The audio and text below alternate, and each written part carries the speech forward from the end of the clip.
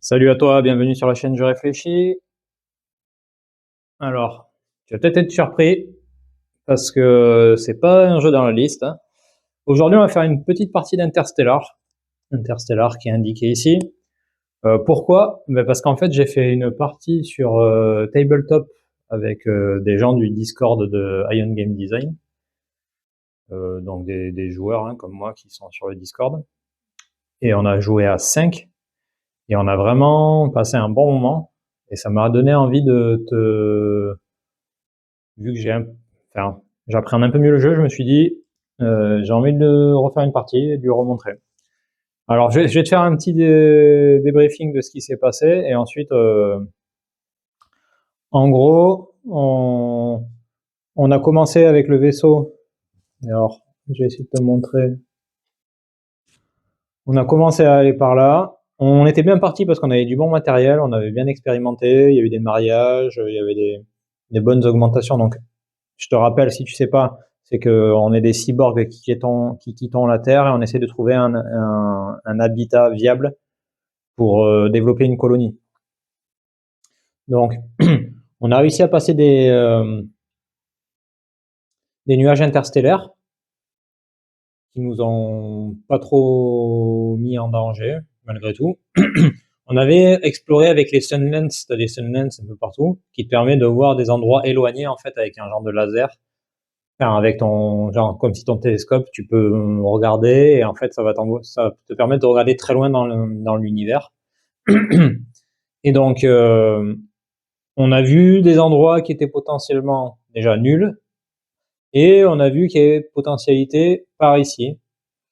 Alors, ce qui est marrant, c'est que la personne qui était, parce qu'il y a un commandant dans le vaisseau, elle nous a dit qu'elle voulait accélérer, et puis qu'elle voulait arrêter, et elle savait pas si elle voulait monter, descendre. On a voté, donc c'était plutôt intéressant. On a joué très coopératif.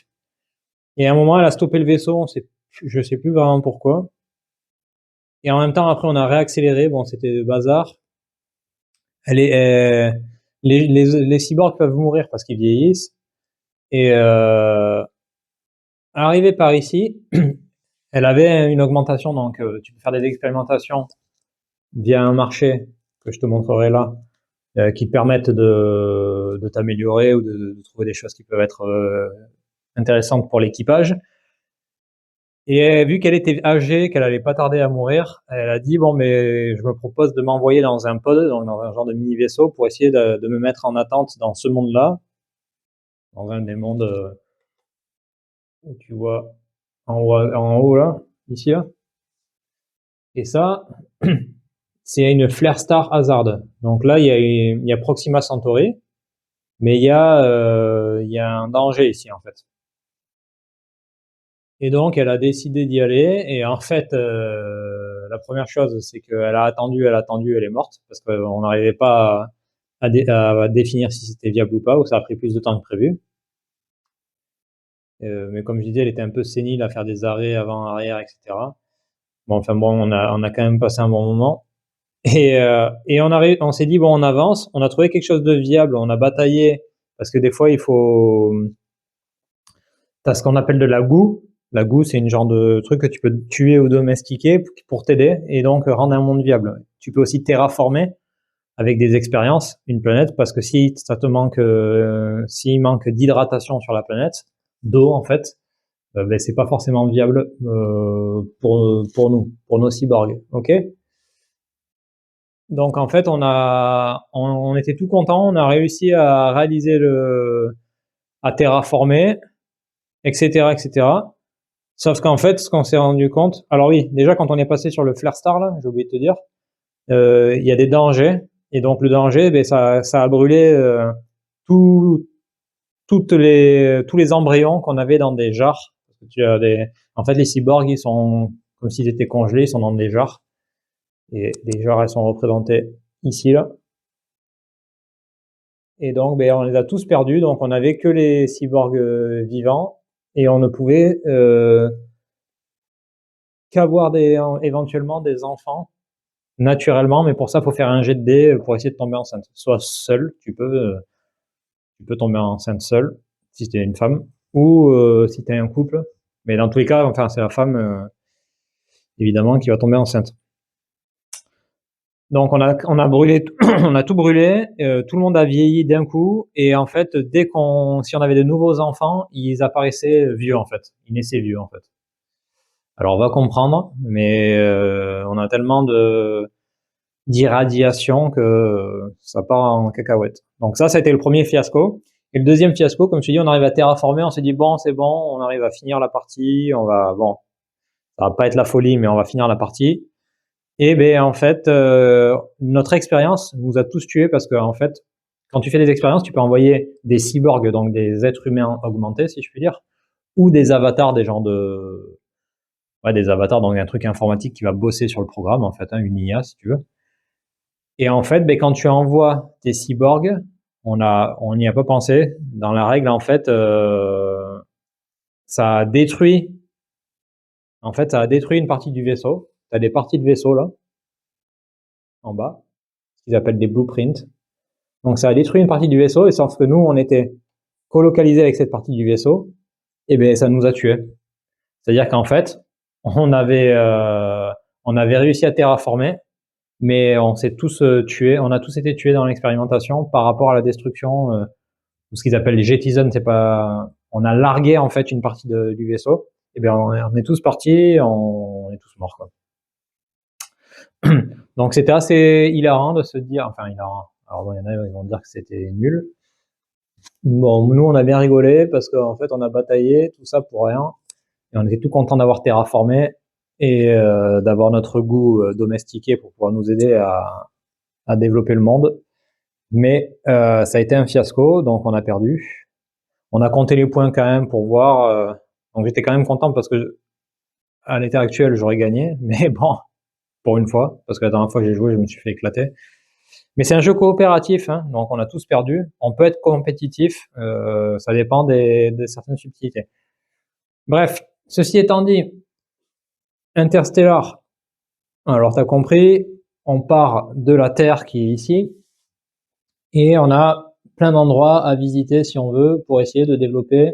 Et en fait, plus tu développes d'endroits habitables et plus tu jettes des graines ou des cyborgs avec des pods, etc., mieux c'est, hein. Évidemment, t'augmentes ton nombre de points. Également, ce qui est intéressant, c'est ici tu as des jetons là, Cosmos Nuggets, ça c'est la signification de l'univers. Il peut être objectif ou subjectif, et ça va rapporter un nombre de points. On verra plus tard par rapport à ça. Ok.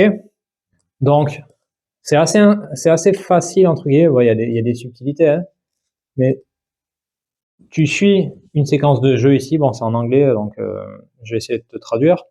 J'avais déjà fait une explication des règles et une partie, mais voilà, j'ai bien aimé le côté narratif, encore une fois, donc c'est pour ça que j'ai envie d'en refaire une. Donc tu suis la séquence de jeu.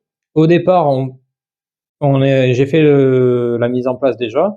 Là, l'œil, ça veut dire que, je sais pas si tu vois très bien, mais il y a un œil. C'est un œil et des jetons des pièces d'échecs. Des pions d'ailleurs. Donc ça veut dire que là on commence avec l'œil, c'est que les cyborgs qui peuvent s'améliorer, parce qu'on va avoir des augmentations un peu à la High Frontier. Donc on va s'améliorer en faisant des expériences. Ça pourrait être l'avatar qui serait augmenté si on était de l'autre côté. Là c'est coopératif, et on pourrait être en compétitif. Là tu vois c'est le roi. Ça dépend de ce qu'on va faire. On a des jetons également qui vont nous apporter des éléments sur les planètes.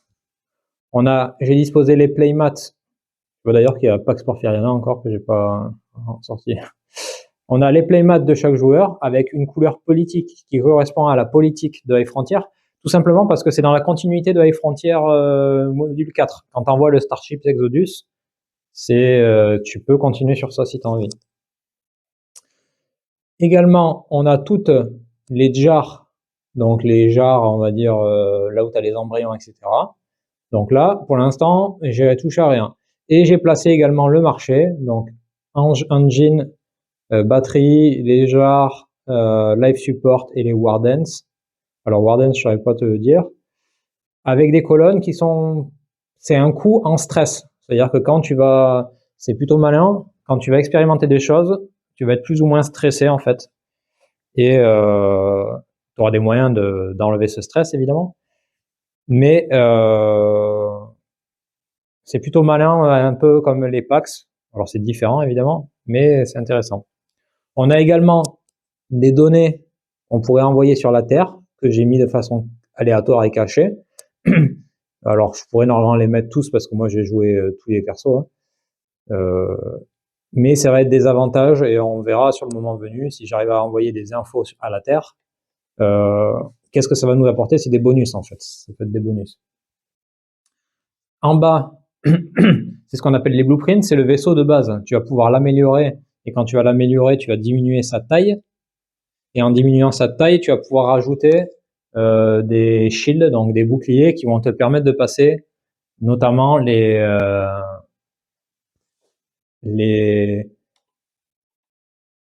Local Interstellar Cloud, donc c'est ce genre de truc là, les LIC. Et en fait, parce que si tu passes là-dedans sans avoir de bouclier, ça te pète une partie du vaisseau. L'avantage aussi, c'est que ça va te donner une Cosmos Nugget. Donc ça veut dire que tu vas pouvoir collecter des choses sans savoir exactement est-ce que c'est objectif ou subjectif. Il va falloir aller les collecter, mais ça peut t'aider. Ici, on a aussi tout ce qui est sur, tu vois, les personnages, ou en tout cas les avatars ou les cyborgs suivants, etc. On va pouvoir se marier avec des idéologies adjacentes, qui aura des conséquences polygamie, exogamie, monogamie, etc. On va désigner un commandant, il y aura également des conséquences, c'est tout marqué en fait là, hein. Il y aura des conséquences, des régulations, etc. Parce qu'en fait, chacun a un pouvoir, entre guillemets, d'autonomie, mais le commandant a le dernier mot. Après, il peut y avoir une mutinerie si les gens sont pas contents. Éventuellement, je te simulerai une mutinerie, on verra. Bon, moi, à chaque fois que j'ai joué, ça a été très coopératif et pas compétitif. Donc, il n'y a pas vraiment eu de mutinerie, etc. Voilà. Là, la première étape, une fois qu'on a fait la mise en place, c'est quoi? C'est qu'on doit désigner un commandant. Alors, je pourrais désigner un commandant que je souhaite, mais ce que je vais faire, c'est que on va faire ça de manière aléatoire. Je vais tirer un dé et je vais tirer un deuxième dé pour choisir le deuxième cyborg qui sera éveillé. On appelle ça des Awakened Cyborg. Voilà, pour faire le lien avec l'anglais, parce que si tu achètes ce jeu, il est en anglais. Donc le premier dé que je jette, c'est pour le cyborg. 2, et tu vois que 2, je sais pas si tu vois, ben c'est marqué là, Freedom, donc c'est le rouge. Donc, ça va être une commandante, et ça va être Meshknet the Midwife. Donc bon, t'as un peu de lore, en bas il y a marqué Be Fruitful and Prosper. Elle va commencer à l'âge 1. L'âge 1, c'est 18 ans. Donc tu vas voir en bas, il y a plusieurs indications, notamment la fertilité. Et en fait, un tour de jeu, c'est 12 ans. Donc chaque 12 ans, tu vois là, elle a 30 ans, 42, etc. Et ensuite, verso, elle est plus âgée, 66 ans, enfin voilà. Et on n'a plus la fertilité, mais on a la survie. La survie qui diminue. Tu vois, quand elle a 102 ans, elle a une survie qui est très faible. Par contre, elle a un trait de sagesse, si je puis dire. Donc là, tu vois, tous les motherhood roles, donc ça c'est pour être maman, c'est un succès. Quand tu vas naître, parce que tu as 2 parents, quand tu nais d'une maman, tu vas naître normalement, on va dire. Quand tu nais seul, parce que tu peux décanter, bon on verra plus tard, mais tu peux prendre un embryon et le réchauffer, si je puis dire, et puis il va vivre, ben lui, il va être un orphelin, et l'orphelin, en vieillissant, il n'aura pas le trait de sagesse de sa mère, parce qu'on lui a pas transmis. On peut l'enlever là, le fait d'être orphelin. On peut enlever ce trait. Enfin voilà, tu vas voir, c'est hyper sympa. Donc, je vais pas trop te bourrer le crâne pour l'instant. Notre capitaine, ça va être une femme. C'est important d'avoir une femme, mais c'est important d'en garder. Ça va être Meshknet de Midwife. Et donc, je vais la mettre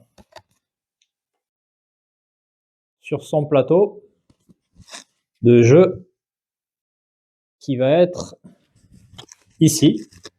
Donc là, là sur chaque plateau, tu as des trucs pour les augmentations, pour la goût si tu arrives à le domestiquer parce que c'est toi qui la récupères. Tu as des points de commande, des points pour le commandement, tu as des médaillons, etc. Des médailles en fait. Hein. Si tu es un explorateur, etc., un héros, blablabla. C'est là aussi où tu vas mettre tes expérimentations. Donc là, chaque case, c'est 2 work cells. Les work cells, c'est les trucs du marché, les expérimentations. Ou un cyborg. Donc je mets me cyborg. Âge 1, très bien. Et là, tu vois, il y aura la place pour 2 work cells. Et là, il y a le shield, donc je peux pas avoir plus. Donc là, je suis limité à 2 work cells, donc 2 expérimentations. Maintenant que j'ai fait ça, ce que je t'ai dit, c'est qu'on va jeter un deuxième dé pour le coéquipier. 4. 4, c'est le jaune Unity. Et on va prendre un masculin. On va prendre un homme. Pourquoi? Parce que c'est important d'avoir des femmes pour faire des bébés, mais il faut pas toutes les, si elles vieillissent toutes et qu'elles meurent, c'est pas top. Donc, ça va être Siddhartha, le prêtre, on va dire. Et lui, tu vois, parce que tu peux mourir avec certaines expérimentations, mais lui, tu vas pas stresser ou tu vas pas mourir avec un jet de 6. Donc ça, c'est bien. Donc pareil, je le mets dans sa case à l'âge 1. Maintenant qu'on a défini notre capitaine, notre commandante, on va lui mettre une étoile dorée à la High Frontier, hein, tout simplement, sur son playmat. Je sais pas si tu dois le voir un petit peu. Et on va le mettre pareil sur le trapézoïde, là, comme ils appellent ça. Boum. Alors ce qui est bien, alors peut-être que ça va pas te parler, mais ce qui est bien, c'est qu'ils ne sont pas concurrents. Ce n'est pas des, tu peux avoir en fait des idéologies opposées. Et avoir des idéologies opposées, ça crée du stress. Donc quelqu'un qui est pour la liberté, alors qu'il y aurait quelqu'un de réveillé pour l'autorité, opposé, donc là, ça veut dire qu'ils appellent ça des arch enemies, et bien ça crée du stress. Donc tu vois que nous, on n'est pas en opposition avec l'unité, le freedom, tout va bien. Et chaque couleur a un arch enemy. Hein. Donc quand tu réveilles des cyborgs, le mieux c'est de réveiller des cyborgs qui sont pas opposés, sinon c'est la merde. Donc là maintenant, le commandant doit choisir. Le commandant doit choisir, si je ne m'abuse, alors là je le fais de tête, il faudra peut-être que je vérifie. Le commandant doit choisir déjà comment on va fonctionner. Donc nous, on va fonctionner. Alors soit tu te mets en Ubermensch, c'est facilité pour les augmentations. En fait là, t'as toutes les tables là qui permettent de lancer les dés. C'est ça qui est pas mal sur ce genre de jeu là et de Phil et Cloud. Et c'est pas une promo parce que je suis pas payé pour ça. C'est vraiment ce que je pense, c'est que tu as beaucoup d'informations sur les cartes, sur les tables. Donc en fait, limite, tu peux jouer où tu peux trouver les informations assez facilement sur le plateau, etc. Donc même des fois, si tu connais pas forcément, bon, ça suffit de lire quoi. C'est vrai que ça peut paraître par contre waouh complet. Donc tu as Ubermensch et en fait, c'est que tu vas avoir une facilité par rapport aux augmentations. Donc pour augmentation, c'est des gens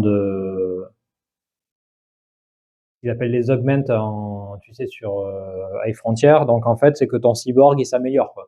Il a limite un bras bionique ou il sait faire ci, il sait faire ça. Donc il a une augmentation. Par contre, tu as moins de fuel. Et en fait, tu vois que tu as le symbole Ubermensch du Superman là, qui est là.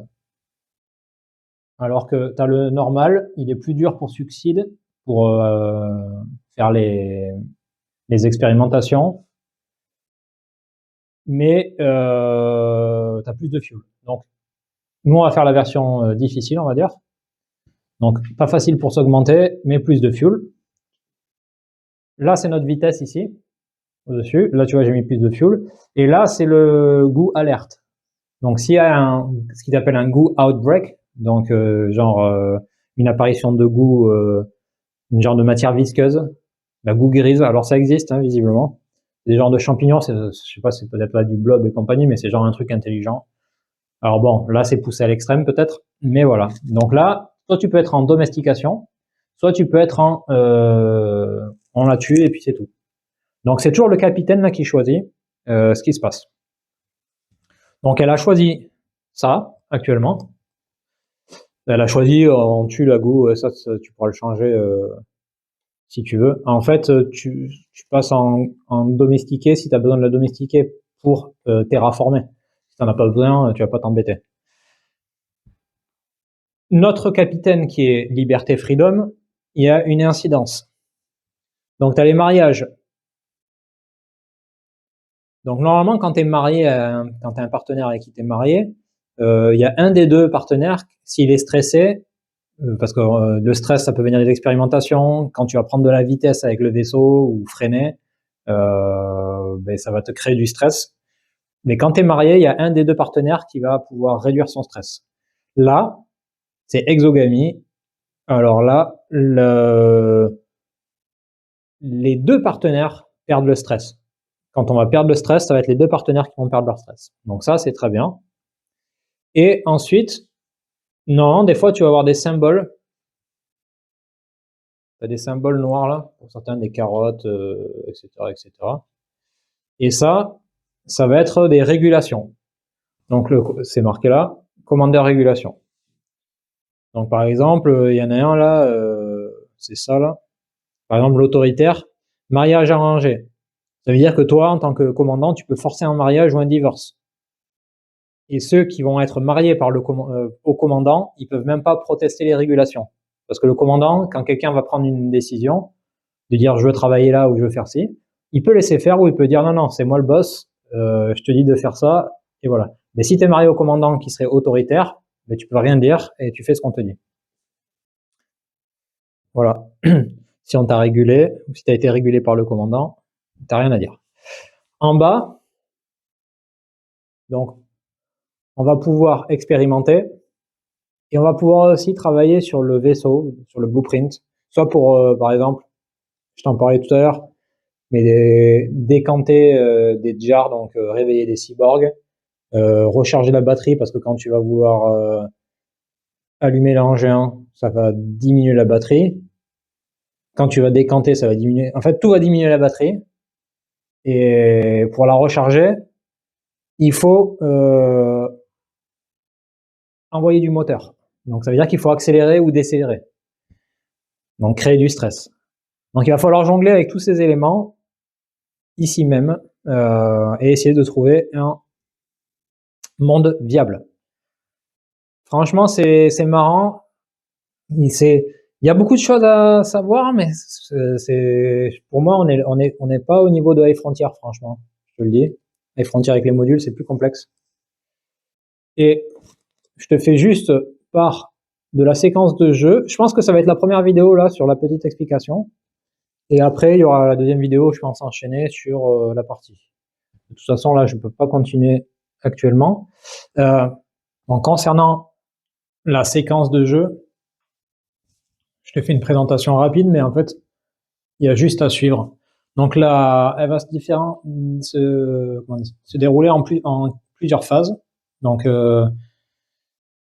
et ça représente 12 ans. Donc ça s'appelle des dosières. Donc c'est un tour de jeu en fait. Donc la première étape, le D1, c'est tu vas assigner un travailleur à une cellule. Donc un travailleur, c'est un cyborg ou un avatar, à une cellule. Donc soit une cellule, ça serait une expérimentation que tu voudrais réitérer ou que tu aurais échoué, sur laquelle tu aurais échoué, qui serait déjà sur ton playmat. Ou tu peux aussi mettre un travailleur sur le marché en fait pour le récupérer. Donc pour récupérer l'expérimentation, si je puis dire. Tu vas pouvoir aussi faire une opération de librairie, etc.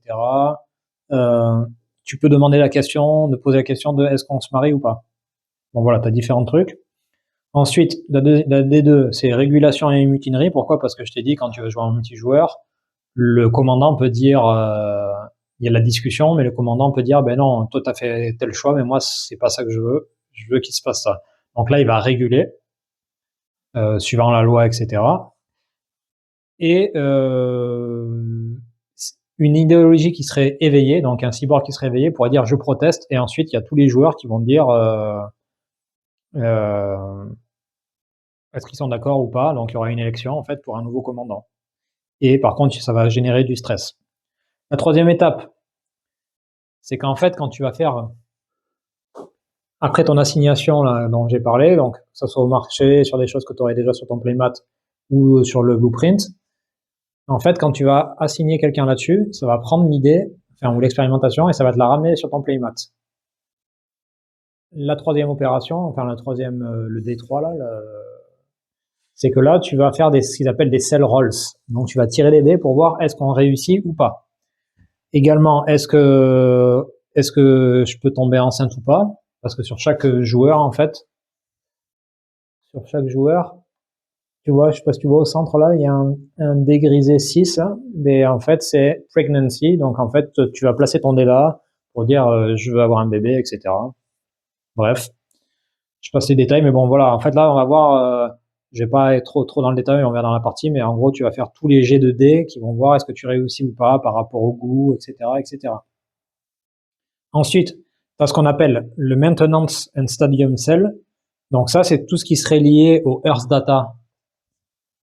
Donc les Earth Data qui seraient là. Ou au Blueprint. C'est là où on va faire les choses dans l'ordre, suivant le choix du commandant. Ensuite, il y a une condition, ça peut être une fin de partie. Pourquoi? Parce qu'il y a le Arrival. D'ailleurs, il y a une vidéo sur ma chaîne de Arrival. C'est le jeu à venir de Fidel Clone où ça va être ce qui va se passer une fois que tu es en orbite et que tu commences à déposer tes cyborgs, etc. Ok. Tu as donc est-ce que c'est bon, voilà, est-ce que c'est la fin du jeu ou pas? Sinon, là, tu vas bouger les émissions radio parce que tu pourrais envoyer des messages à la Terre. Tu vas bouger les WISP, donc des genres de petites sondes pour essayer de détecter les environnements propices à la vie, en tout cas propices à l'habitabilité, et tu vas bouger ton Starship, donc ton vaisseau. Et là, bon, voilà, et s'il y a des G2D à faire parce que tu passes par rapport à des flare star hazard ou des débris, etc., c'est le commandant qui va faire ça. Ensuite, l'avant-dernière phase, la D6, c'est Attrition and Aging. Donc, en gros, tu vas vieillir et peut-être que tu dois faire des tests de survie, comme je t'ai montré tout à l'heure. Et si le commandant meurt, il y a l'élection. Et la dernière phase, c'est la phase où on rafraîchit tout, on remet tous les workers sur les trapézoïdes. Bon voilà, ça va générer plus ou moins du stress ou enlever du stress si on est marié, s'il y a des ennemis, etc. Bon, il y a différentes choses. On va rafraîchir le marché. Et voilà, bon, il y a 2-3 trucs qui vont se passer. Et c'est tout pour la séquence de jeu. Et c'est reparti pour un tour, pour un dosière, en fait. Donc voilà, tu repartiras, en fait. Donc c'est vraiment plutôt bien fait. La dernière étape sur cette partie, entre guillemets, sur cette première vidéo, parce que ensuite je ferai une autre vidéo, c'est que là, t'as des gros dés ou des petits dés à chaque couleur. Et donc pour les idéologies qui seraient éveillées, les Awakened Cyborg, dont nous on a le Freedom rouge et le Unity jaune, donc Mechnet et Siddhartha, on va prendre le gros dé qu'on va mettre sur le trapézoïde. Donc pour eux, on met le gros dé sur le trapézoïde. Et ensuite, pour tous les autres qui sont endormis, ça sera les petits dés qu'on va mettre, parce que c'est les avatars. Et donc, on va mettre les petits dés sur leur playmat, tout simplement. Et donc, quand à un moment donné, s'il réveille un cyborg, ça sera le dé, le gros dé, en fait, on va switcher, hein, tout simplement. Voilà pour cette petite mise en place, petite présentation. Je l'avais déjà faite, mais je l'ai refaite un peu plus, peut-être rapidement et succinctement. et peut-être un peu mieux ou pas, j'en sais rien. Mais on se retrouve dans la deuxième vidéo pour le début de l'aventure Interstellar et voir si c'est narratif comme ça l'a été sur ma partie, comme je t'ai raconté, ou si ça l'est pas du tout, on verra. Hein. Normalement, c'est narratif. Après, des fois, ça peut être un peu plat, et des fois, ça va être totalement épique. C'est aléatoire. Et puis, c'est toi aussi comment tu ressens la partie, le jeu. Voilà, je vais essayer de te montrer ça en détail. N'hésite pas à laisser un commentaire, un j'aime ou tout ce que tu veux. Si tu connais le jeu, si tu connais pas, si ça t'intéresse. Et je pense qu'après celui-là, on fera du High Frontier parce que vu que le vote voulait du High Frontier et moi j'ai envie d'y rejouer, ça fait un moment que j'ai pas joué. Ça sera avec plaisir. Je te dis à la prochaine. Et puis on se tient au courant. Si tu es intéressé par les séjours, n'hésite pas aussi à me contacter. Allez, ciao ciao.